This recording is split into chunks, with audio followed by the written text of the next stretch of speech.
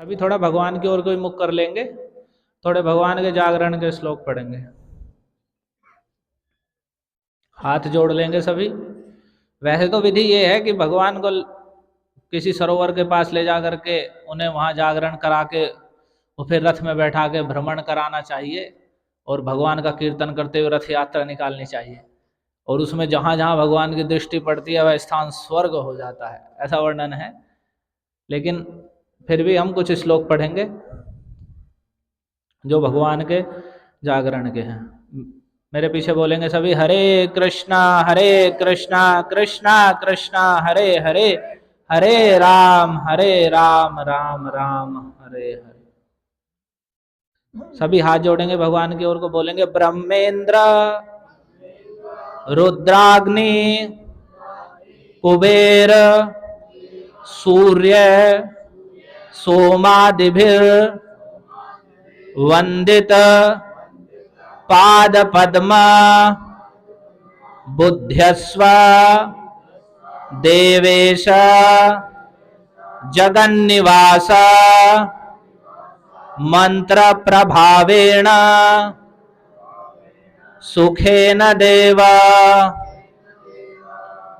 इयं तु द्वादशी देव प्रबोधार्थं विनिर्मिता त्वयैव सर्वलोकानां हितार्थं शेषशायिना। मेरे पीछे बोलेंगे, उत्तिष्ठ उत्तिष्ठ गोविंद त्यज निद्रां जगत्पते उत्तिष्ठ उत्तिष्ठ गोविंद त्यज निद्रां जगत्पते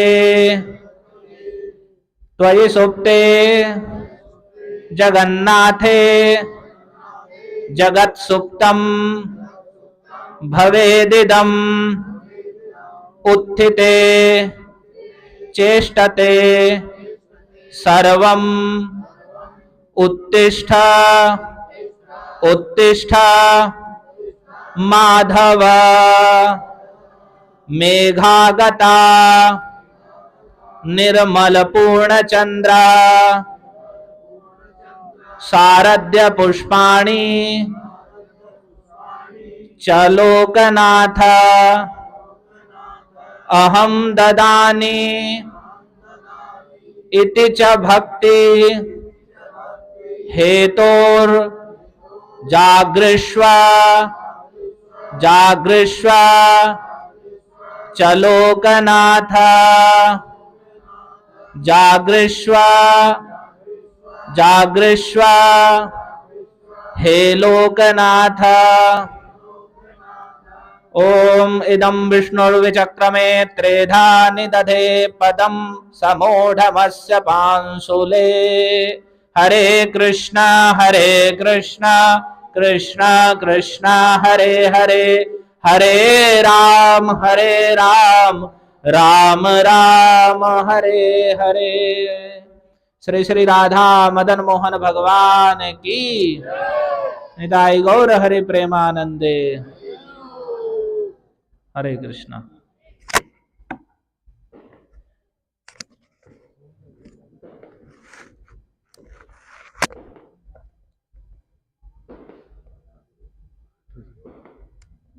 हरे कृष्णा।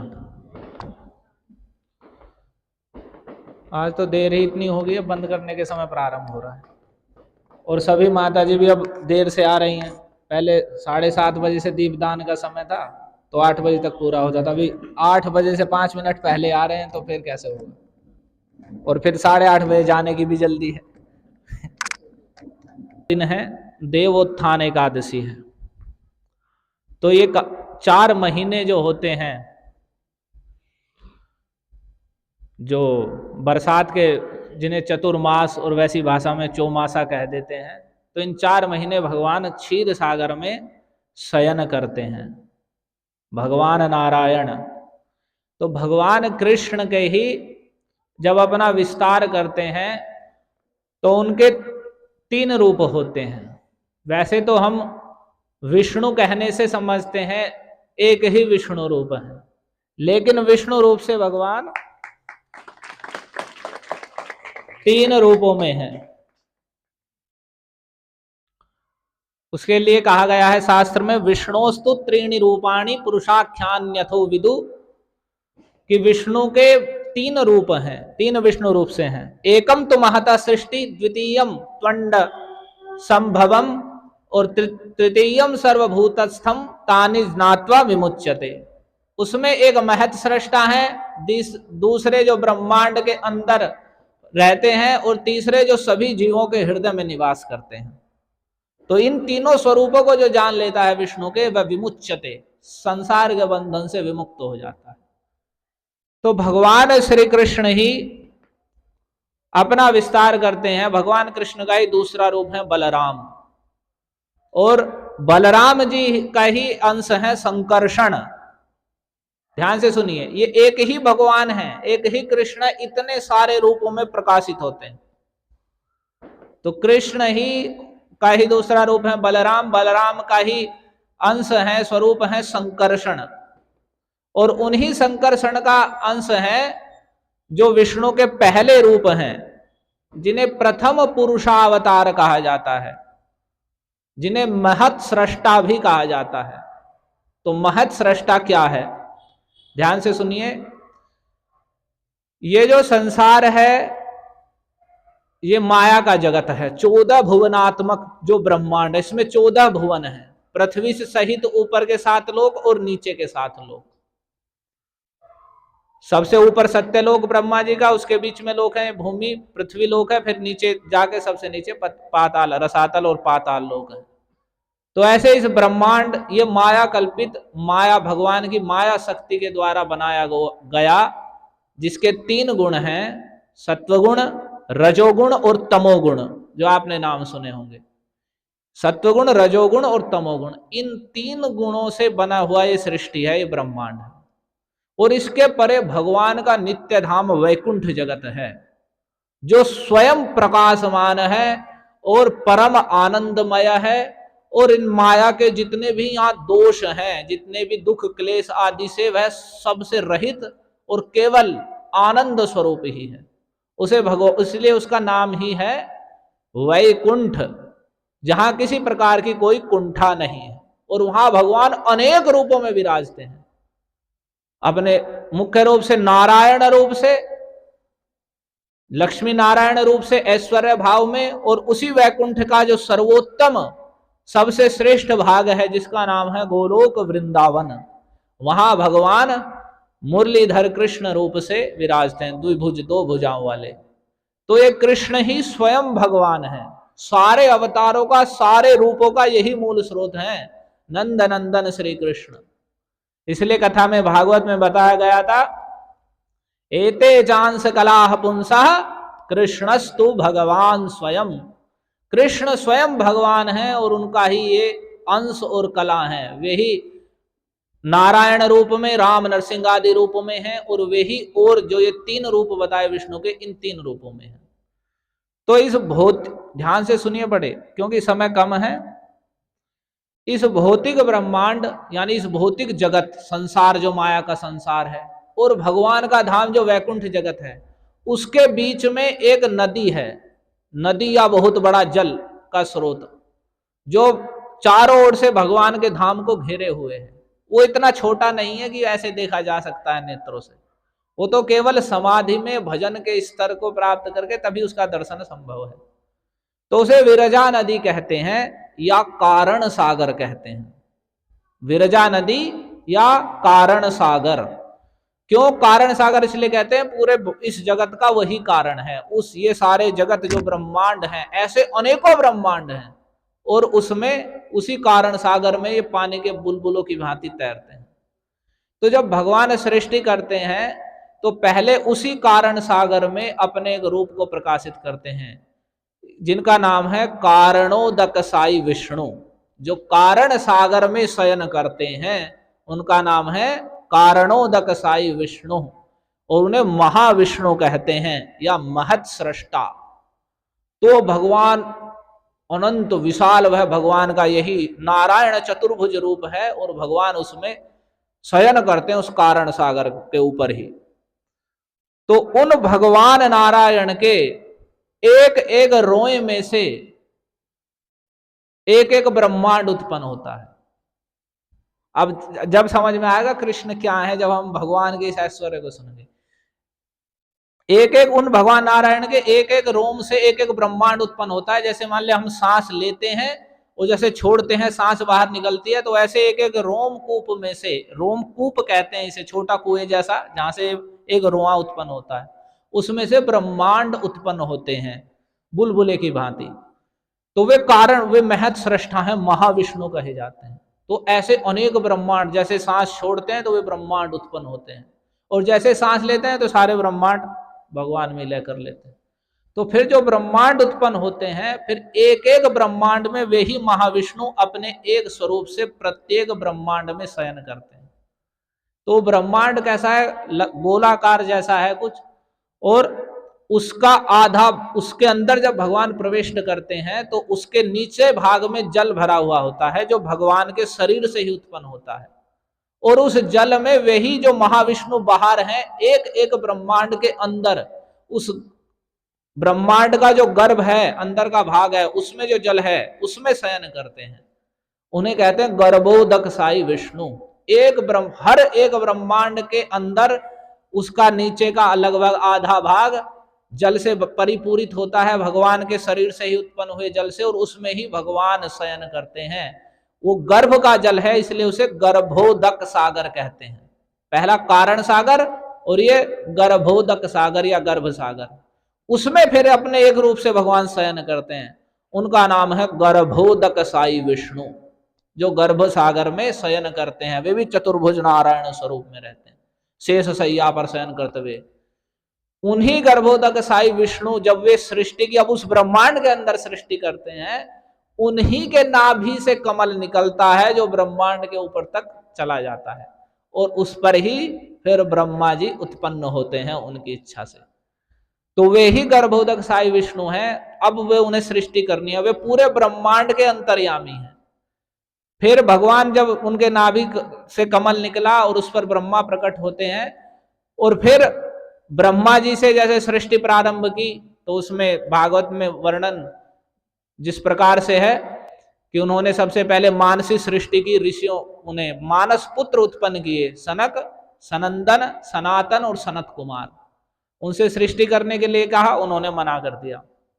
फिर उन्हें बड़ा क्रोध आया, और वही क्रोध उनकी भौं के मध्य से रुद्रदेव के रूप में प्रकट हुआ, जो शंकर, शिव आदि नामों से कहे जाते हैं। तो वही शिव हैं और वही भगवान। फिर तो अब ब्रह्मा जी सृष्टि करते हैं, और उन जो रुद्र हैं, शिव हैं, उन्हें संहार का कार्य प्रदान करते हैं। उनसे भी सृष्टि कराई, लेकिन उन्होंने भूत प्रेत आदि की ही सृष्टि कर दी, और ब्रह्मा जी ने उन्हें रोक दिया और तपस्या करने के लिए कह दिया। और फिर यही भगवान जो गर्भ सागर में शयन कर रहे हैं, अपने एक रूप से ही उस ब्रह्मांड के अंदर ही एक स्थान है जिसे कहते हैं क्षीर सागर, जो क्षीर समुद्र है। एक रूप से फिर भगवान उस क्षीर सागर में शयन करते हैं, जिन्हें कहते हैं क्षीरोदक साई विष्णु। तो उसी क्षीर सागर वाले में जो शयन करते हैं भगवान, वहां भी लक्ष्मी जी भगवान के चरण दबाती हैं, शेष सैया पर सोते हैं। तो उन्हें क्षीर सागर में शयन करने वाले वे भगवान विष्णु हैं। वे इन गर्भोदक साई का, इनका भी विस्तार है। तो वे ही तृतीय पुरुषावतार कहते हैं उन्हें। तो वे ही जो क्षीर सागर में शयन करने वाले भगवान विष्णु हैं, वे ही इस पूरे जगत का फिर पालन करते हैं। और वे ही एक एक जीव के अंतर हृदय में परमात्मा रूप से विराजित हैं। वे ही क्षीर सागर में शयन करने वाले भगवान विष्णु, क्षीरोदक साई विष्णु। तो जो क्षीर साई विष्णु है, क्षीर सागर में शयन करने वाले, वे ही सभी जीवों के हृदय में परमात्मा रूप से निवास करते हैं, उनके सारे कर्मों के साक्षी हैं, और उनकी शरीर आदि में बल और इंद्रियों की जो परिचालना होती है, जो चलती हैं, उनकी शक्ति से ही होती है। जीव तो मात्र इच्छा करता है, वो भगवान की शक्ति से ही शरीर का हिलना डुलना होता है। तो ये क्षीरोदक साई विष्णु सबके परमात्मा हैं, और ये ही पूरे जगत का पालन करते हैं, और इसलिए परमात्मा इन्हीं कहा जाता है। और यही अनेक रूपों में समय समय पर अवतार लेते हैं जगत में। तो यही क्षीर सागर में भगवान इन 4 महीने शयन करते हैं। जो शास्त्र में वर्णित है। वो इन 4 महीने शयन करते हैं। तो फिर देवशयनी जो एकादशी आती है, ये श्रावण, भाद्रपद, आश्विन और कार्तिक, ये 4 महीने। तो उसमें जो पहला जो देवशयनी एकादशी आती है उस दिन शयन करते हैं। फिर बीच में एक दिन करवट बदलने का भी दिन है, उस दिन करवट बदलते हैं, और ये आज उत्थान दिवस है। तो इन 4 महीने में अनेक प्रकार के व्रत और तपस्या बताई गई है, जिसे चतुर्मास पालन करना कहते हैं। तो आज के दिन ही भगवान, तो जब इसमें शयन करते हैं योग निद्रा में, वो शयन हमारे जैसा नहीं है कि मरे जैसे सो गए, कुछ सुध ही नहीं है कहाँ पड़े हैं। तो वे योग निद्रा में शयन करते हैं पूरे जगत का पालन करने के लिए ही। इसलिए भगवान की निद्रा को कहते हैं योग निद्रा। तो जब भगवान शयन करते हैं तो इसी समय जब वे जागृत किए जाते, तो उस समय जो क्षीर सागर के जो तरंगे हैं उनके द्वारा भगवान के चरण कमल धोए जाते रहते हैं, उनकी छींटें पड़ती रहती हैं। और आज के दिन ही उन्हें वे जागते हैं और जागरण कराते हैं। जागते हैं क्या? सभी देवगण, ब्रह्मा, शंकर, इंद्र, कुबेर आदि सभी देवगण भगवान के पास जाकर के भगवान की स्तुति करते हैं कि हे भगवान, आपके सोने पर, जो हमने आप श्लोक पढ़ा, त्वयि सुप्ते जगन्नाथ जगत सुप्तम भवेदिदम, कि हे जगत के स्वामी, आपके शयन कर लेने पर सारा जगत ही सो जाएगा, और जब आप जागेंगे, उत्थिते चेष्टते सर्वम, और जब आप उत्थान करते हैं तब यह चेष्टा करता है। तो उत्तिष्ठ उत्तिष्ठ माधव, हे माधव आप उठिए, आप उठिए। तो इस प्रकार से भगवान से प्रार्थना करते हैं। तो हमने जो पहला श्लोक बोला उसमें कहा गया ब्रह्मेंद्र रुद्राग्नि कुबेर सूर्य सोमा दिविर वंदित पाद पद्मा, कि हे भगवान, आपके चरण कमल ब्रह्मा, इंद्र, रुद्र, अग्नि, कुबेर, सूर्य, चंद्रमा आदि सभी देवताओं के द्वारा आपके चरण कमलों की वंदना की जाती है। तो हे देवताओं के भी ईश्वर, हे संपूर्ण जगत के आश्रय, आप इस मंत्र के प्रभाव से सुखपूर्वक बुद्ध्यस्व, जागरण कीजिए, जागिए जागिए। ये जो द्वादशी तिथि है और जो ये प्रबोधनी एकादशी आती है, जब इसमें द्वादशी का प्रवेश होता है तो उस समय जागरण होता है भगवान का। तो अभी द्वादशी का ही समय चल रहा है। तो द्वादशी, यह द्वादशी आपने अपने प्रबोध के लिए ही विनिर्मित की है, सभी लोगों के हितार्थ करने के लिए, हित करने के लिए, कि इस दिन जो आपका भजन पूजन करते हैं, उपवास रखते हैं, तो उन पर आप अतिशय प्रसन्न होकर सब कुछ प्रदान उन्हें करते हैं। संसारिक भोग मोक्ष से लेकर भगवान की प्रेम भक्ति तक सब भगवान प्रदान करते हैं। तो हे गोविंद, उत्तिष्ठ उत्तिष्ठ गोविंद त्यज निद्राम जगतपते, हे गोविंद उठिए उठिए और आप अपनी योग निद्रा का त्याग कीजिए। फिर आगे जो हमने अंत में पढ़ा, मेघागता निर्मल पूर्ण चंद्र सारद्य पुष्पाणि चलोकनाथा, कि हे भगवान, मेघ चले गए हैं, वर्षा ऋतु समाप्त हो गई है, निर्मल पूर्ण चंद्र प्रकाशित हो रहे हैं, शरद ऋतु के पुष्प भी आ गए हैं। हे लोकनाथ, मैं उन सबको आपको प्रदान करता हूं भक्ति के हेतु से, भक्ति के उद्देश्य से। जागृष्व जागृष्व च लोकनाथ, हे लोकनाथ आप जागिए जागिए जागिए। इस प्रकार से भगवान से सभी देवता प्रार्थना करते हैं, और वैसे ही हमने प्रार्थना की। लोक में वैसे भी एकादशी प्रचलित है सभी, लेकिन सब उपवास नहीं रखते। पकवान आदि तो बनाते हैं भोग लगाने के लिए भगवान को, और बना करके और उठ नारायण बैठ नारायण और चूल्हे पीछे तो भगवान को जगा के और फिर स्वयं ही खा जाते हैं। वो गलत है। भोग लगा के उसे अगले दिन ही खाना चाहिए। एकादशी के दिन उपवास रखना है। और आज के दिन जागरण का बड़ा महत्व है। एकादशी, वैसे तो सारी तिथियों में जागरण का है, लेकिन प्रबोधिनी तिथि के जागरण का अत्यधिक महत्व है। जो एकादशी प्रबोधिनी एकादशी के दिन उपवास रखता है और जागरण करता है, तो उसके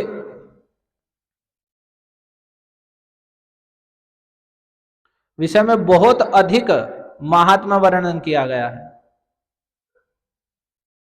जिसे मैं एक दो आपको बोध लेता हूं।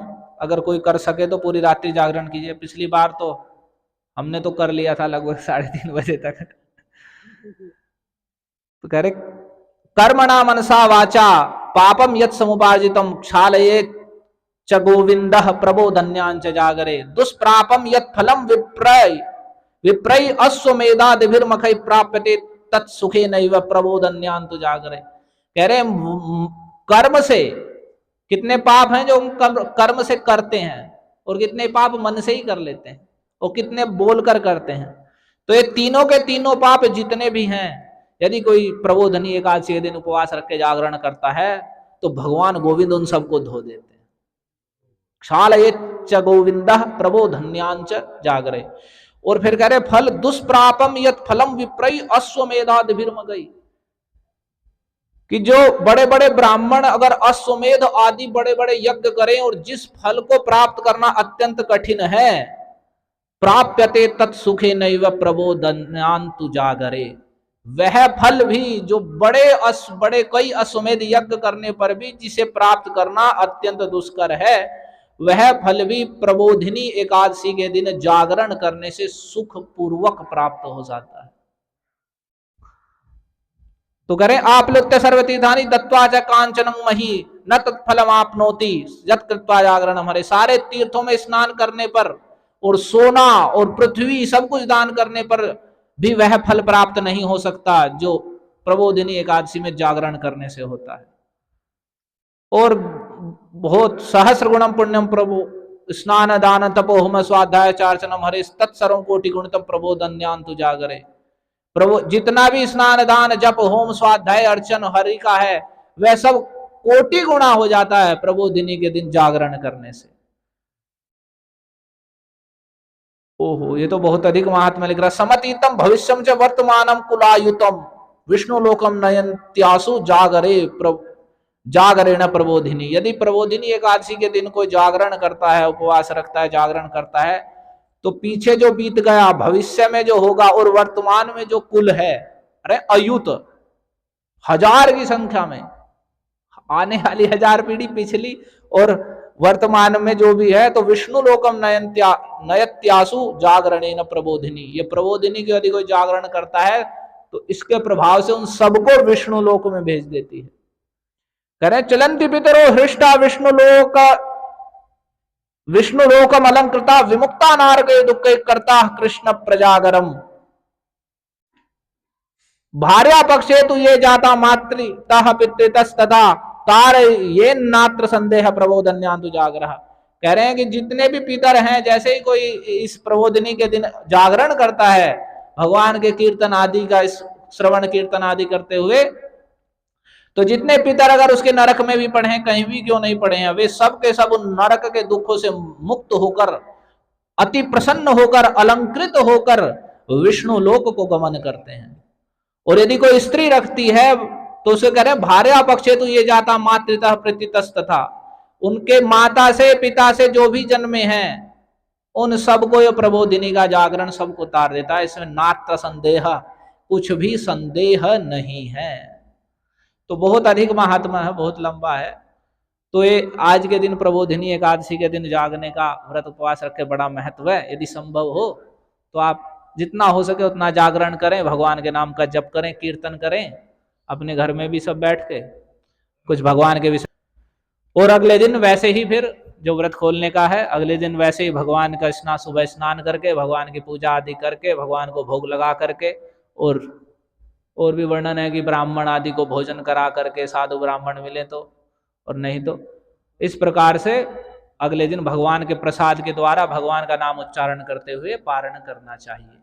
जो एकादशी से ही चतुर्मास व्रत रखते हैं उनका आज एकादशी में ही ये चतुर्मास पूरा हो जाता है। या कार्तिक व्रत जो पिछली एकादशी गई है, जो भाद्रपद की एकादशी है, आश्विन की एकादशी, उसके इस एकादशी में पूरा हो जाता है। जिन्होंने पूर्णिमा से रखा है तो पूर्णिमा में पूरा कार्तिक व्रत होता है।